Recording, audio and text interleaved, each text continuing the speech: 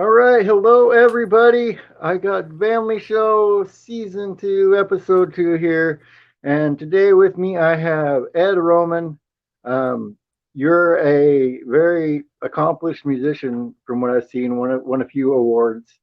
And I kind of wanted to ask you how it is to receive awards like that, because that's probably something you never really, I mean, it's something that you thought about and dreamt about probably when you started playing music. Like, I'd like to get something like that one day, but how does it feel to actually then be there achieving something like that? That's a good question because it's humbling. I mean, I think anybody that works, doing what they do, having some level of appreciation, whether it be, you know, a custodian at a school or somebody that's done something heroic as far as a gesture in society is concerned, having that acclamation is important. I mean, I'm flattered, to tell you the truth. What I'm more excited about is how I use that. Mm, With the Lost video and the animation that's been out for over a year and a half, the awards that have been coming in from all over the world have really gone to fuel my mission as an ambassador for the Dyslexic Society in Canada to raise right. a lot of awareness. So it's helped me immensely just through that whole propriety of it. But I mean, my greatest reward, Bob, every day is being able to make music for people and to play it with people. Um, Right. that's that's the big paycheck right there. Yeah, and you're a really amazing musician, and I didn't really know it till I went and looked at your channel. Um, the how you play all the instruments, which I'm really impressed with. That you'll sit there and do the drum beat and all that kind of stuff. But what really got me was knowing that you did that when you covered Rush Closer to the Heart with just basically there was a little guitar, but it was mainly just a bass and you singing the words, and that's like turned into one of my favorite Rush songs over the years as years went by, just because of the lyrics in it. And most people don't know that Neil Peart was the lyricist for the band as well. And so I want to know as a songwriter, like how it is playing other people's songs. You put your emotion in it when you perform them, and then also on the lyrics side, if you write your own lyrics, that's I think a really overlooked part of a song, the story of the lyrics to it. Right. Well, you know what? I think that your statement says a lot because Neil affected a lot of young writers. His lyrical ability, where he was coming from, pushed an envelope for language at that time when Bad Company. I love Bad Company, but Right.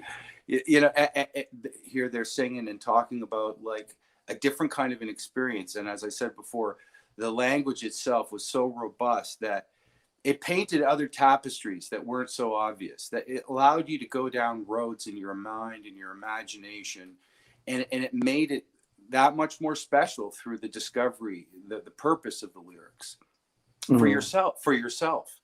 And I almost lost it at the end of that because you and other people, those lyrics really moved me. A lot of what Rush did really moved Yep. me because it was philosophical in nature. And then, I mean, in my own experience, your second part of your question, why do we do it? I think it was sort of a part of that. And how does it funnel into that? It's the living experience, man. Like so often I could say like, well, if you wrote for like a candy bar commercial, they give you the idea. Here's the name. Here's what it's made of. This is how we're going to market it. So you're already being, colored by an idea. And life as it comes at you comes sometimes quickly and Right. sometimes it moves slowly, but the important thing is to realize what's happening and capture it somehow. The living moment in language and how you define it is your experience. That's what makes all of lyric writing so unique to each individual. Herbie Hancock once said the definition of an artist is one who has the ability to fuse their life with the rhythm of the times. And Right. with that said, Neil, talking about Pert, he was like writing things that were definitely influential to him, at the moment, in his living moment, and it still holds true today. I miss him. Yeah, yeah, he was really good art. He was really good. I mean, that's the amazing thing to find out. Like as I got more into music as I got older, to find out, well, no, he's not just a great drummer. He's the one that wrote the lyrics to it. You know, because you would think normally it's the singer that. So you think it's Geddy Lee that wrote it, and like no, no, Neil basically wrote most of the lyrics. Um, and I kind of wanted to know on lyrics wise. So I was listening to your songs, and the Red Omen song is almost kind of like a little anagram of your name too. If I kind of put it in a different way, so is it kind of stories of your childhood or what you thought of as pretending to be different things as a child? Bob, you know, in a year and a half of doing interviews, you're the first person who used the word anagram. I love you, man. Thank you for saying that. Yes, because it is, and it's filled with a little bit of allegory from my background, and some fictitiousness. Also, trying to outline the idea of what it means to be a dyslexic. It sort of summates the idea. If you watch the video, there's Red Omen is catching himself in a mirror. You know, it's Mm-hmm. like to trust in yourself, to believe in yourself. Self-esteem issues are extremely compounded by what a learning disability can do to a person. So Yeah. it's all in there. It's not directly saying everything at once, but there's enough there to Right. tell the story. Right. Yeah. Yeah. That's uh you you dealing with the dyslexia is why you work with the foundation, and I work with the National Suicide Prevention Lifeline because that I try to take my own life, but I realized years later too, because I didn't realize till later in life that I had ADD, and that affected my learning too, because I could do really well if I had a focused task to do and I could get it done, but otherwise I wasn't paying attention. Um, and that what you're saying, when you're in school and you have problems learning, it feeds into your confidence and your self-esteem and all that stuff, and it affects all those things. So I think Well, it's really awesome to see more people do stuff like what you're doing. hey man, first of all, let me say I'm glad you're still here.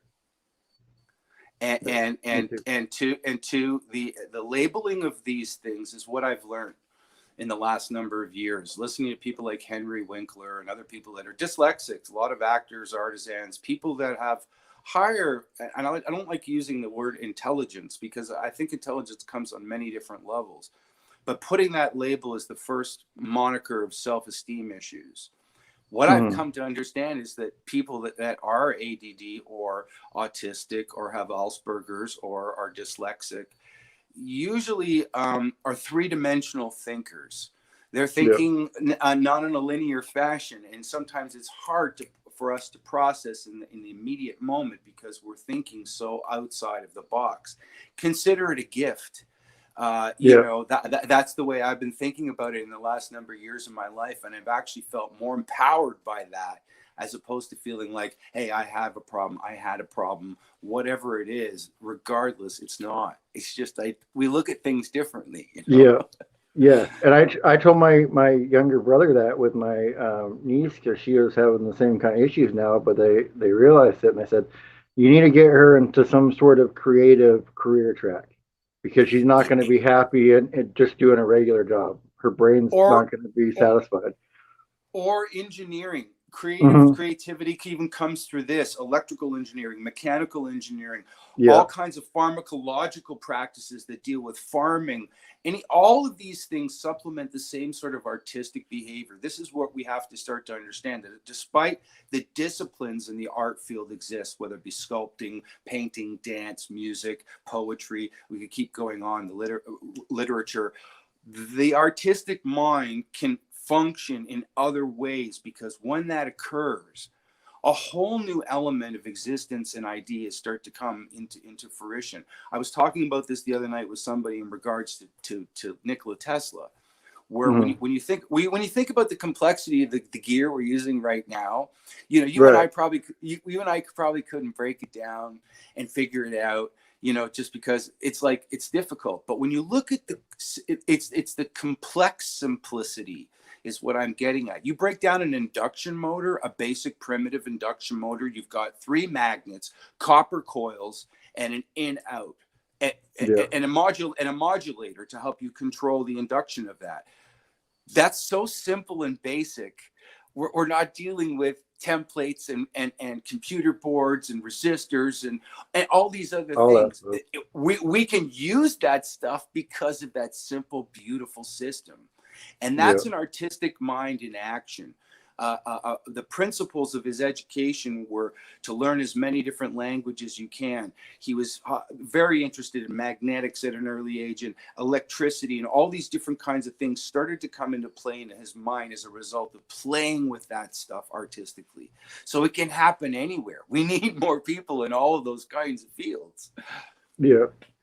And being able to realize that, there's all those kind of stuff that people are good at, instead of labeling a learning disability, we should label it a learning advantage if you put it towards the right area. 100%. I was talking to the Canadian Imperial Bank of Commerce this year, who was kind enough to assist me in some of my endeavors with this whole Red Omen project. And one of the reasons I approached them is because of the press they were getting behind the autism groups that had come in and said, look, we're looking for high functioning placement for people that are mathematically, connected that way. And what they did is they found placement for people in the accounting departments. And in very short order, they were outperforming the, registered accountants by 3 to 1. Yeah. and working and doing some really great things. So I think that says something right there.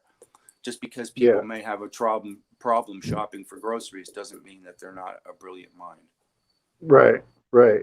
And I wanted to actually mention, though, because I was on the covers that you did a while ago on your channel. They were like you call them like 1-minute classics, and what it reminded me of was like, if you either want to get the earworm for a song or maybe get the earworm out, like you just need that little bit of the song just to get it out of your head. It was almost like that. But when I saw the record, the Edmund Fitzgerald on there, I was like, that's the shortest version of that song I have ever seen in my life. It's a long tune. There's a lot of verses in that tune because it's telling a story, right, Mr. Lightfoot? Yeah. But I did those because I thought, I loved all those tunes. They moved me in some way when I was, growing up as a musician, and attention span is not all what it used to be. So 1 minute may turn people on to that genre, that idea, that tune, and I like that. And just keeping things, going, playing around with stuff. Yeah, I was gonna say, like, it seems like each song you try to almost go into a different genre with your songs. Does that make sense? I did a.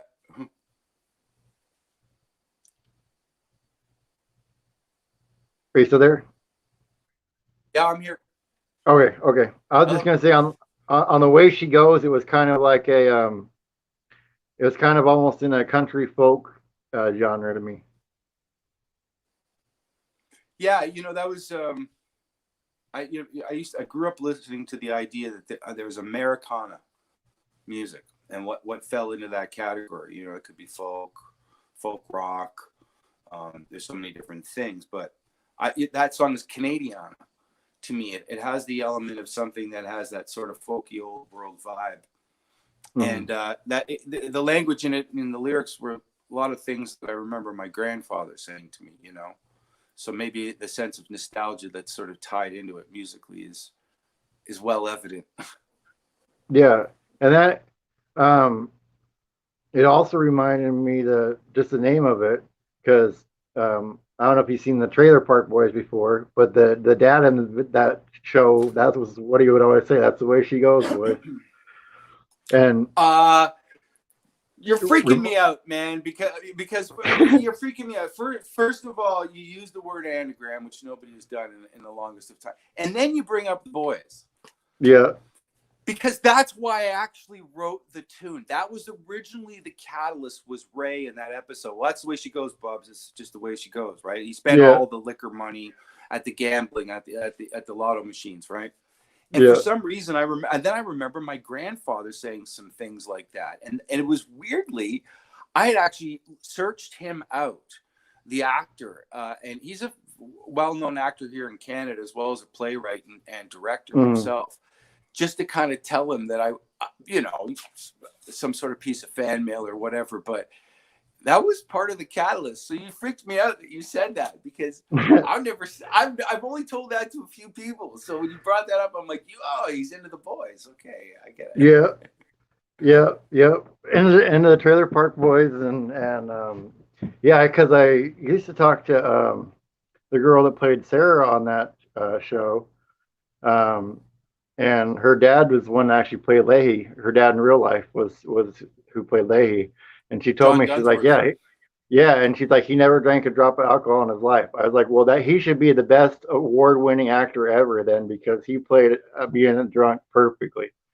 I know, when I heard that he was a teetotaler, it had the same effect when I found out that Richard E. Grant, and I love this film. It's called With Nil and I. He's not a drinker, but his delivery of somebody that's just liquored is unbelievable. Like, you know, Mm. yeah, John Dunsworth. Yeah, I miss him. I miss him. yeah, yeah. He's that was a loss for sure for that whole thing. Um, Yeah.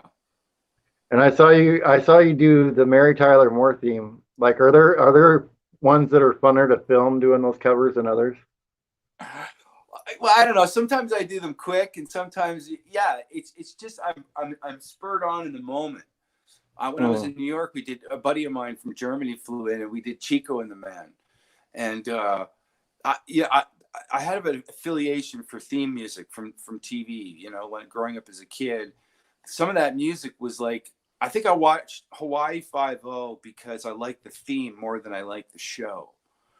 Right. I would stay up and watch, like, past my bedtime, sneak downstairs to listen to the theme from Sanford and Son, just because I could, you know. Yeah. It was great. It was great writing. So I do them every once in a while. Some of them are more fun to do because they're more elaborate, and we can get kind of Right. crazy with it. But yeah, they're neat. They're a lot of fun to do.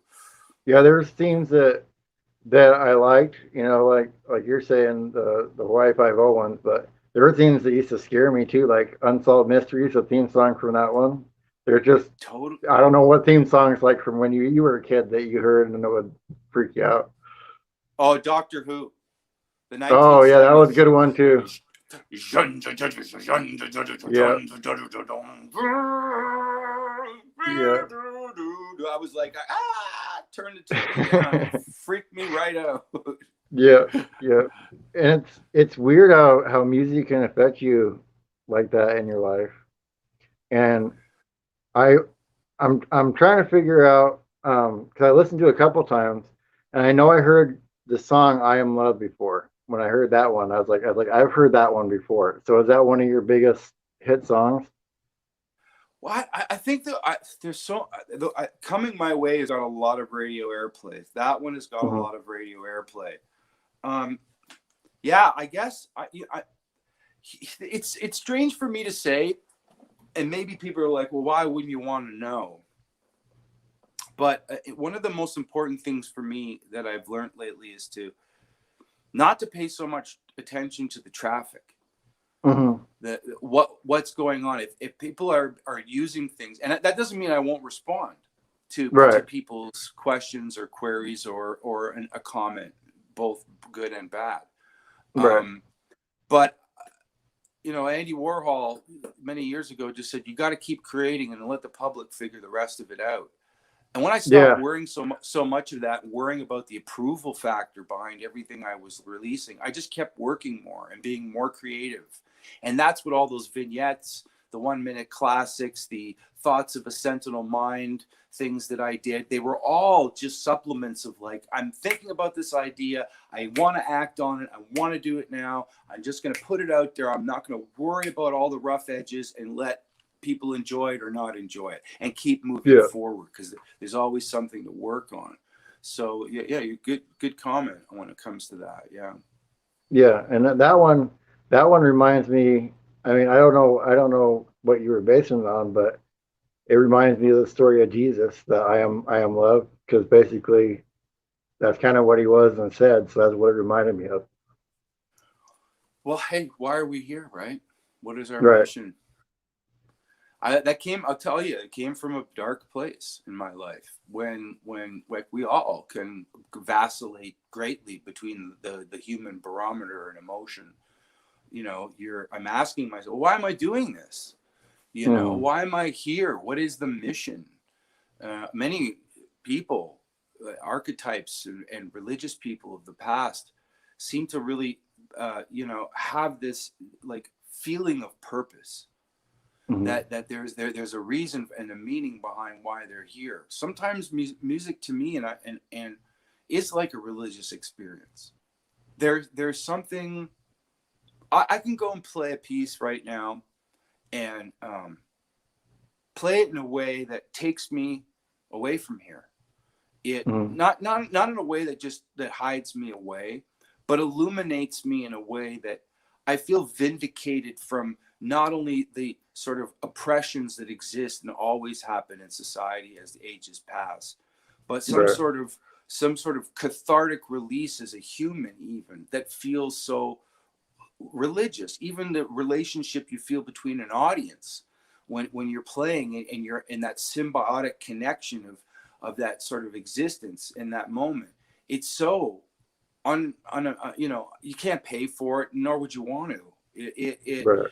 It's something that almost feels like it's part of purpose. So many musicians and people that I know that are writers and performers, what, think of it this way: we do this for a good portion of our lives. Sometimes we make some money, most of the time we don't. And Hmm. but why do we keep doing it? Because Right. there's something so important about that connection to our living moment. And it is, I can understand why you would think that. Other people have said the same thing to me. I even heard it from a couple people the other day. It was like they listened to it, this is a year or so after it had been released or longer. uh, we listened to it 6 times in a row. It made us cry. We feel like we're going to start searching for our own purposes now.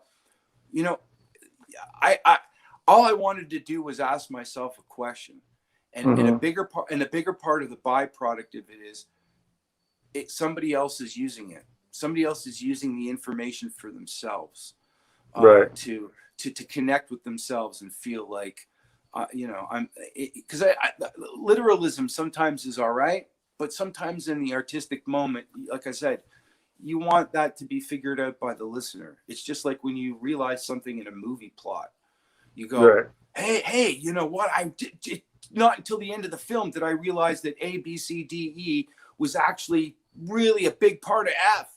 Yeah. And all those connections, and the gravity of it all changes because of it. Yeah. So I appreciate that, man. That's a humbling statement. Thank you. Yeah. And I went from, and I think this goes along with what you're saying, worrying what people were going to think when I would put stuff out, and wanting to know what they think, because like what you're saying, just how the different perspectives off of the same, like I was talking about this, or like you were singing about whatever, and it's a different meaning for somebody else. And so it makes you appreciate what you create comes out of somewhere bigger than yourself a little bit. And that's always happening. I Yeah. think. I think that it depends on how we use it, and how we tame it. That matters, even it's in its most simplistic form. The Yeah. way you might set your dinner table, to so some it's easier for somebody else to doing something, like I said, heroic. Helping somebody out in a way where, like, they're out on their butt, and you help them up. Some sort of Yeah. Samaritan-like activity. It has a bigger than you purpose. What I'm doing with the Dyslexia Society has just that going on in it. The less that I worried about it, and the more I gave of myself, Hmm. without the worry or repercussions of whatever the financial repercussions would be, it's turned into something that's bigger than me, like you said. And I look at it, Yeah. and I'm humbled by it. And I'm glad I did that, because I learned a really important lesson through that whole Right. experience. So I had that with people when I was living in New York. A guy I used to get fruit from, vegetables, and I went back a bunch of times, and he just keep putting, like, one apple for free, a lime for free, a lemon for free, a banana for free, or a couple bananas. And I started thinking to myself, he's doing that because, we were having that connection. And I felt it was like a bigger than me experience, because without us ever saying anything to one another, he was Hmm. taking that, he was breaking that boundary, and I went back, and he kept Yeah. doing it. Yeah. And and then you're able to help somebody else in the future. So, who knows how many people's lives he's affected now, because now you're able to do, with the Dyslexia Foundation and all that, you're able to do more and help more people out. And was there a point when you started playing music that somebody said, "Oh, hey, you're actually pretty good at doing what you're doing," and that helped you get confidence to keep going forward? It was the problem that made me, I struggled so immensely in grade school, and it took me so long to get through just regular academic work, to maintain a C, you know C Hmm. plus average, that when my mom realized that we had an old piano in our house, and I would always go there in between dinner or before I had to go to bed, and I get up in the morning before I have to go to the bus or whatever. So I'd be making up little songs. I'd be singing in the kitchen on this old stool into a broken lamp like it was a microphone. She knew that I was passionate about it. And my mom always, and dad and grandparents, they always encouraged passion. They may not have understood it, but they encouraged it. Just like they encouraged passion in our farm, what we did on our farm, all of those kinds of things. It was them and my friends that went, hey, because I actually went, I got the thing that I wanted to touch, which was a guitar.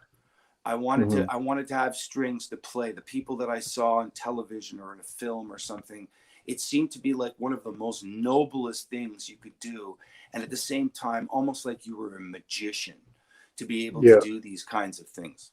So I spent all of my waking time away from when I was not doing something at school, practicing. And when I presented that to friends and other people, or people were like, "Wow, that was good. Play that again." Or going through high school, and my music teachers taking notice of my abilities, and winning the award, music scholarship, and going to college at 18, with people that were 30. All of that was.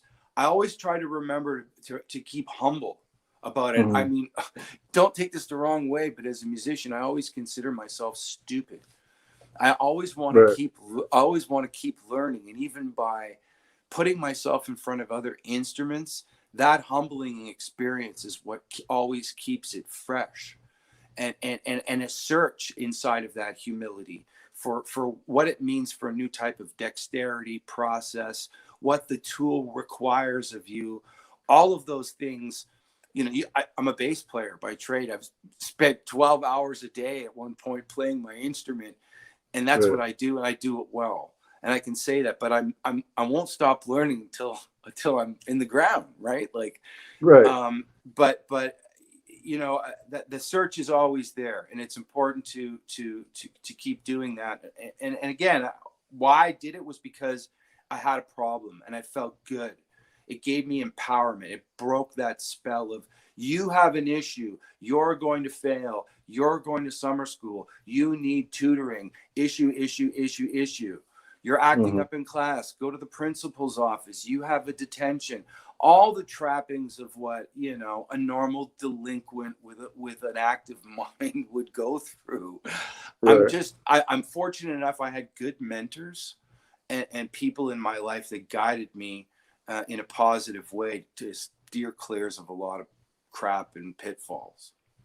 Right. And that's really important, because that can change, what you do with your life, whether you take what you have and use it for good or for evil. Because I talked to um, a guy recently on here who was, a drug addict, and one of the things about that is you spend so much time trying to figure out creative ways to get away with what you're doing. If you had the ability to put that, and you do, but put that energy towards something else, there's a lot that you can accomplish using the same thing you're using to, be into that side of it. Amen. Yeah. And Amen. what influences did you have when you were younger, when you were watching the guitars? Because a lot of mine when I wanted to learn guitar was like Metallica and Guns N' Roses and all that stuff when I was younger. So who were some of the people when you were watching them play where you're like, man, I wish I could play like them one day? Well, it was always changing, but originally it was a lot of music coming out of the late 50s and 60s. And Mm-hmm. it was out of my generation because I was born in 1970, and Right. I was listening to Jimi Hendrix. I was listening to, like, from the jazz world of different people. They were all people outside of my age group and realm of normal time frame of living. But Mm-hmm. Hendrix was a huge one. When I was about in 12 years old, 13, somebody handed me a Jaco Pastorius record. And when I was, playing in this first band that I was in, nobody wanted to play the bass. Right. It's a classic, right? So Yeah. Yeah.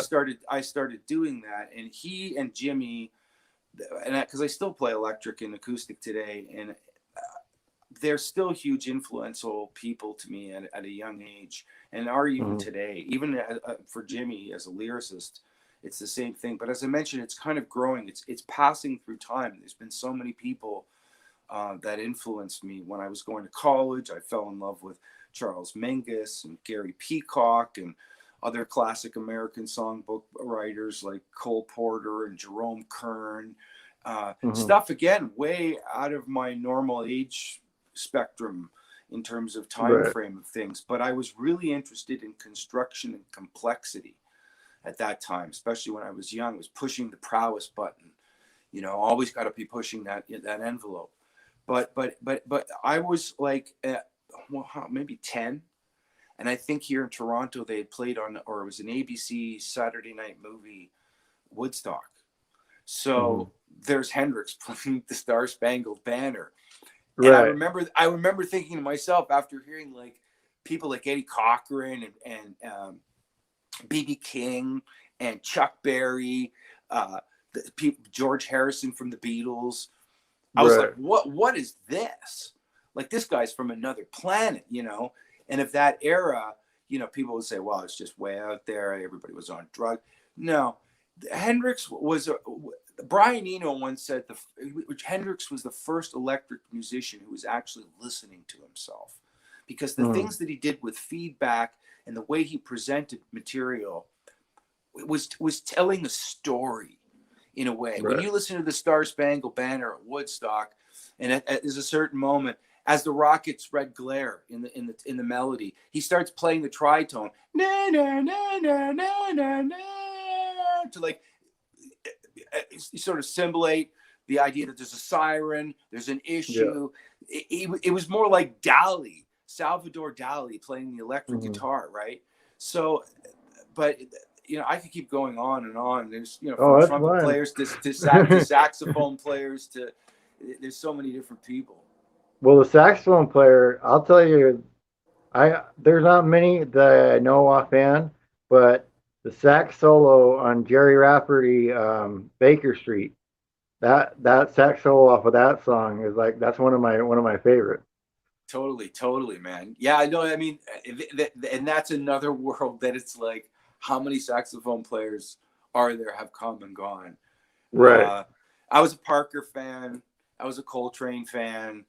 Sonny Stint, who was like, the hid in the shadows of Parker. You can almost like, some people would confuse Sonny Stint and Parker because they sounded so much alike, and Mm-hmm. they were contemporaries.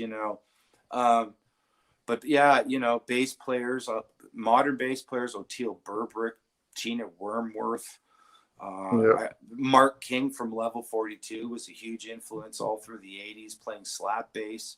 Victor Wooten today. I love Victor. You mentioned Metallica, Robert Trujillo, you know, Yeah. from Well, and the then Cliff metal. Burton too, from Yeah. way back. He was one of the, I think he was one of the first ones to use an effects pedal, wasn't he? And combined with the bass. I think maybe even Geezer Butler and Sabbath. He did Right. a little bit of stuff like that too, because I was an early sort of metal band I started listening to, and Yeah. Iron Maiden. I mean, you know.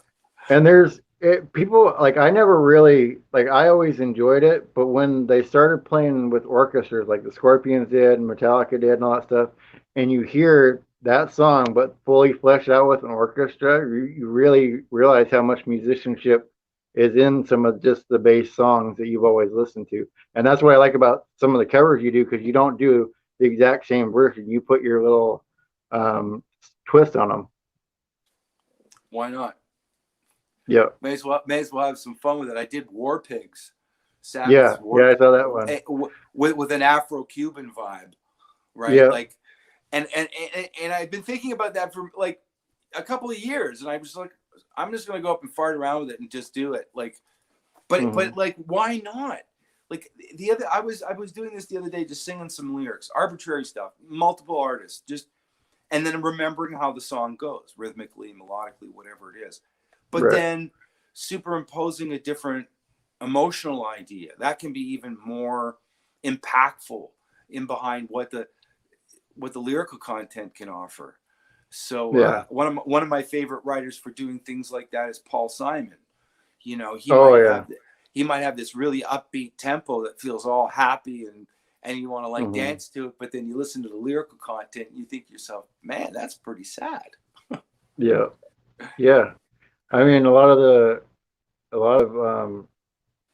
songs when I heard them the 20th time and you finally like really listen to the lyrics, you're like, whoa, this song's about what?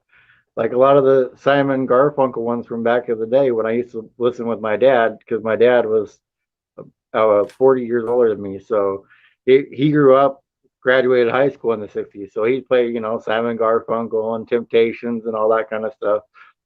But you listen to him when I got older, I'm like, whoa, that song's pretty heavy and all that kind of stuff. And like, I didn't know till years later, like the Mash song, like it sounds like all, not that bad a song, and then you hear the lyrics and that stuff later, and you're like, whoa, that's crazy. That's what the song's about. Because the show, they kind of make a little comedic show about it. Johnny So, Mandel. Well, and you know what? There, that says a lot, right? Yeah, suicide is painless, right? Through mhm. early morning fog, I see. Right? He's talking Yeah, about killing himself, right? But yeah, but the lyrics are in the a motion picture with Elliot hmm, Gould and Donald Sutherland. He's yeah, and Johnny that's Mandel. different coming to it that direction.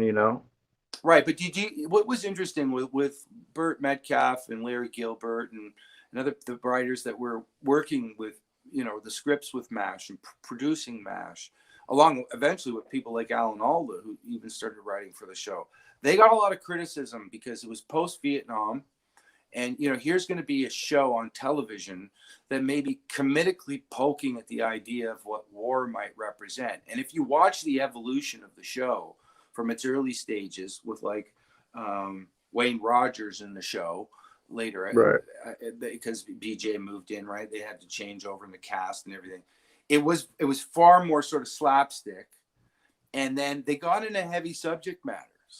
They got into talking about things that were really intense and bringing a lot to the table in an environment. So mixing again the two of those things, the really dark, oppressive overtone of what they're dealing with, basically Hmm. working in a meat grinder hospital trying to fix people that have been shot up, Yeah. intermingled with this sort of moralistic, comedic, overtone that may have a resolution by the end of the half-hour episode.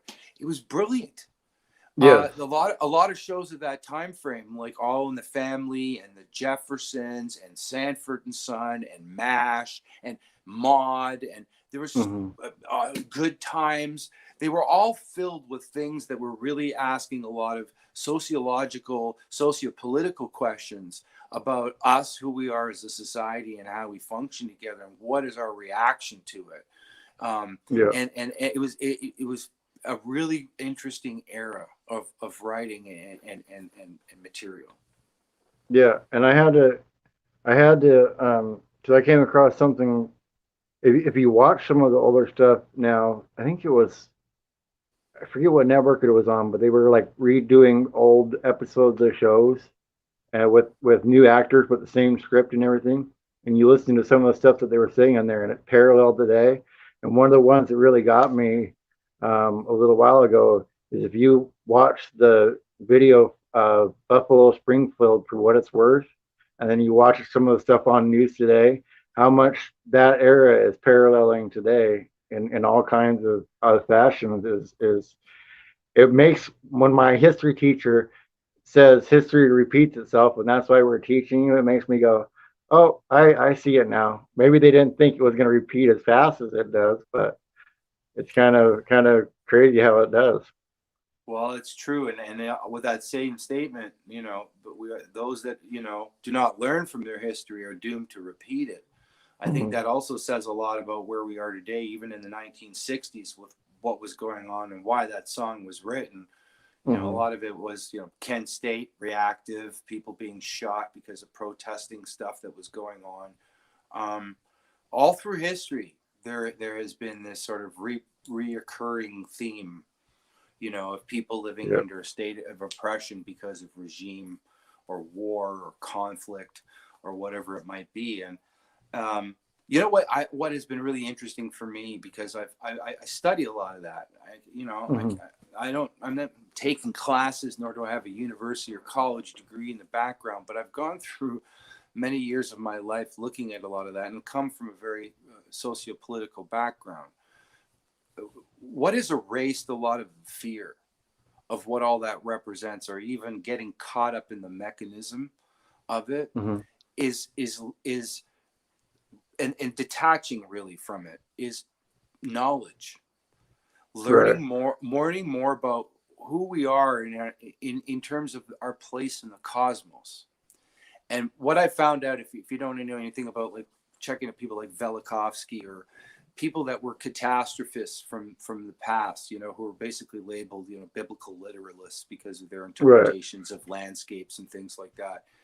Mm-hmm. All of this has sort of changed my perception as to what to be really fearful of, what has the capacity to completely obliterate so much, and at the same time, what I shouldn't be worried about functioning in anymore.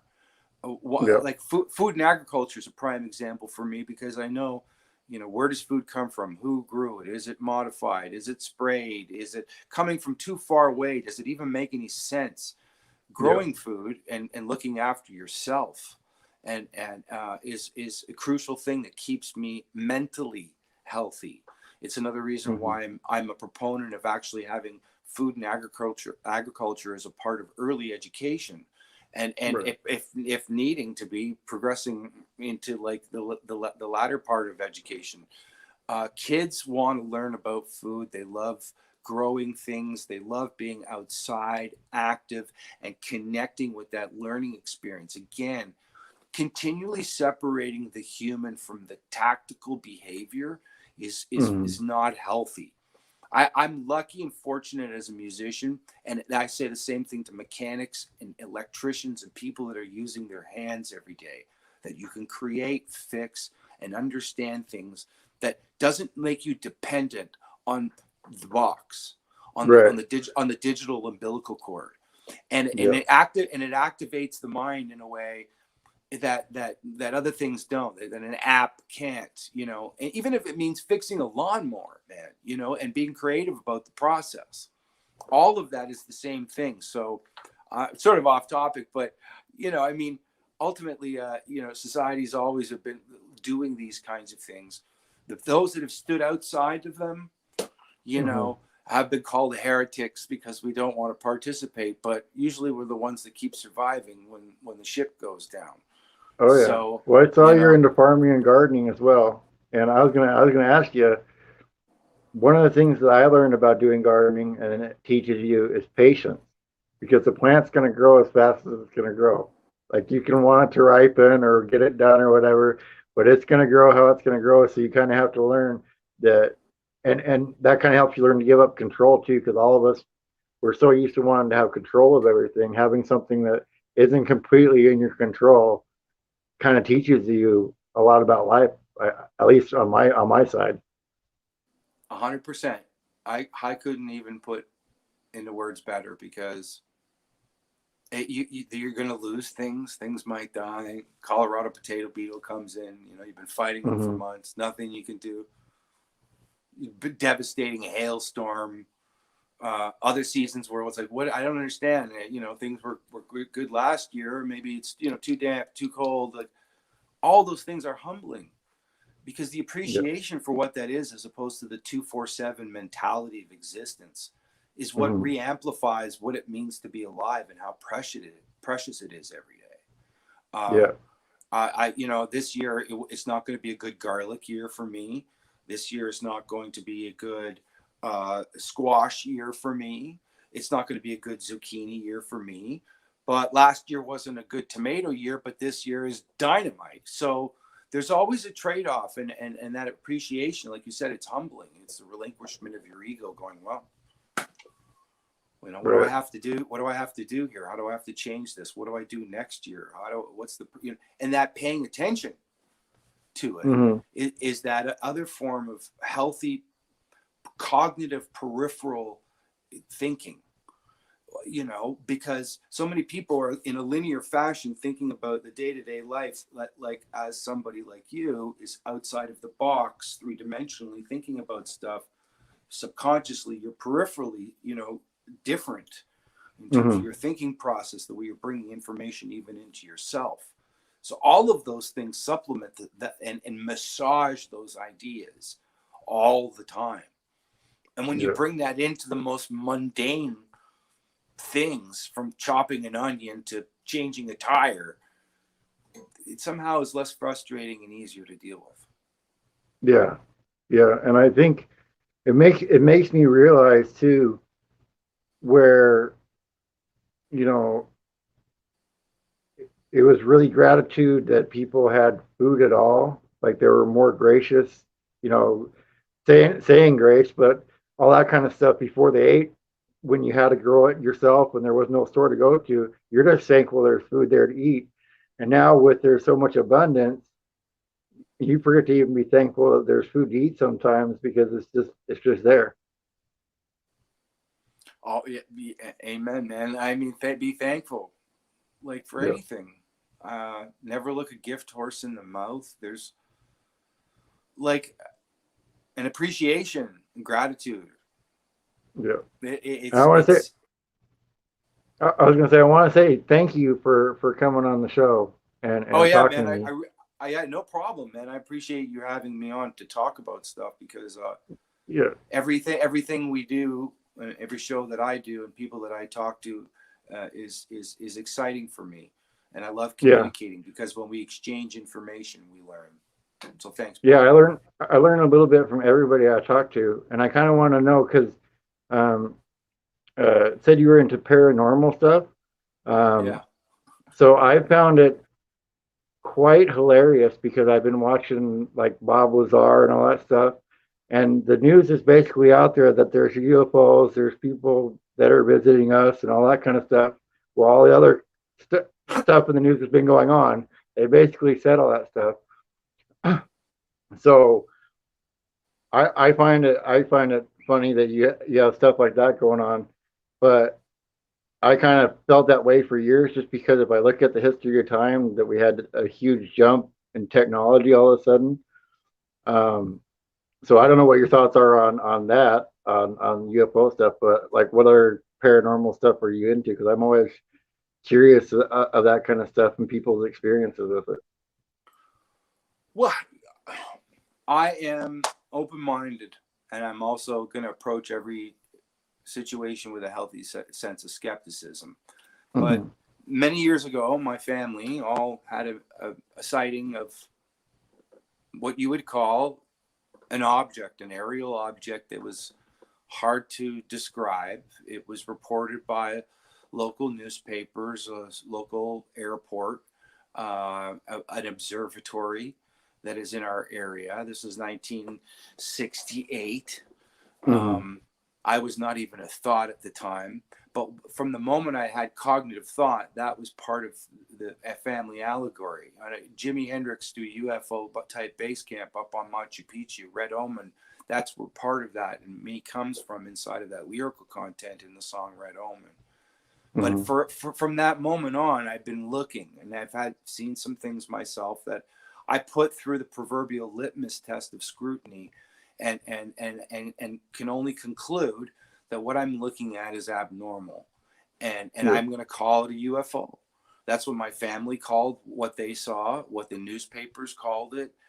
The paranormal experiences I have been things that if a police investigation were to occur and two circumstances happened and it coincidentally, they wouldn't call it a coincidence, they'd call it a Right. lead, right? And Right. they'd go and follow that lead. I've had things that have happened in ways that are so staggering in terms of statistical averages that I probably, if it was, I could have gone out and bought a lottery ticket and been the next trillionaire. Like Mm-hmm. that's how staggering the circumstance. And then so I question where we are. Even in dimensional physics, they know that the realm of 11 possible different dimensions, even 13 perhaps exist. Here, 3 of which we participate in, and Yeah. the others we can't. So who's not to say that on that level, on an interdimensional level, this is even a possibility? We're even looking into the possibility of the idea here ourselves of Yeah. creating equipment and machinery that may have the ability to do it one day. Yeah. I I, Are we I already believe, living in simulation type, the simulation theory, all that stuff? yeah, I think that what's unfortunate is that there's a lot of disinformation out there, which colors the good information. People that Mm-hmm. have worked reputably, the citizens hearing for disclosure that happened with the congressional hearing of former Congress people and senators were not people that were, sniffing glue. We have Right. Paul Hilliard, former Chief Minister of Defense of Canada, captains and decorated majors and people that were working in the military and Air Force that had incidences that have occurred.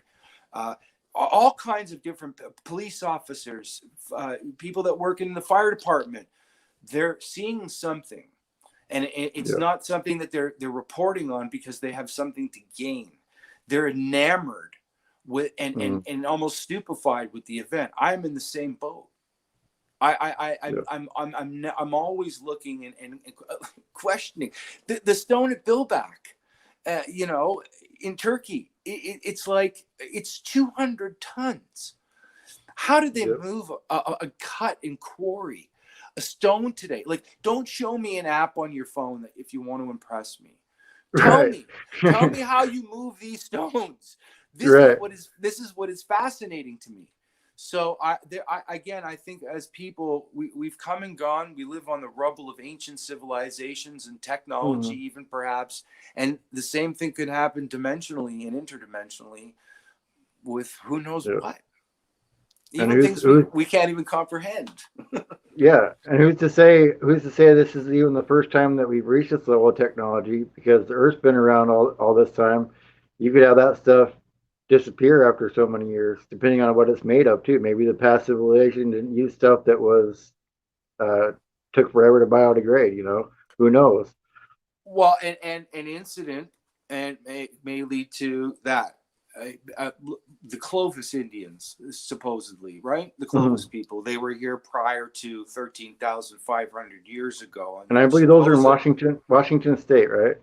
There's Washington. They part go of them. down as far as the Clovis, New Mexico, because that's who they're Hmm. named after. They were probably in the ancient four corners of the Midwest, all the way up to the Dakotas, down into in Montana, and then Yeah, another directional flash of them that was basically through the Adirondacks, Smoky Mountains, and the Catskills in that area of New York.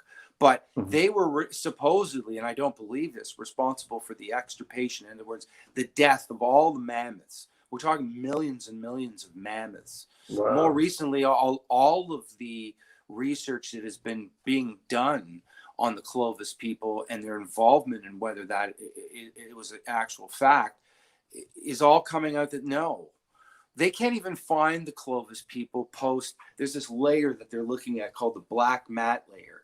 And all this Mhm. is incinerated material. Below this, there's Clovis activity, megafauna, and megaflora. Above this, there's no megafauna and no megaflora and no Clovis people. There was an event that occurred at that moment in time that created an incredible ekporosis moment, basically lit everything on fire and then quenched it with an incredible flood Mhm. and created a deluge that destroyed most of these mammoths. So what was I getting at? The extirpation of the mammoth, the Clovis people. Oh, I'm all over the place. I'm excited to talk to you. Where was I going with this? Anyway, They regardless. were there. They were there. There's evidence they were there before then. Oh, right, Before right. what we thought they were here before. So there is no evidence of bones, skeletal remains, anywhere that they found other than one skeleton. I think it's in Washington State. It's a feminine skeleton that they found.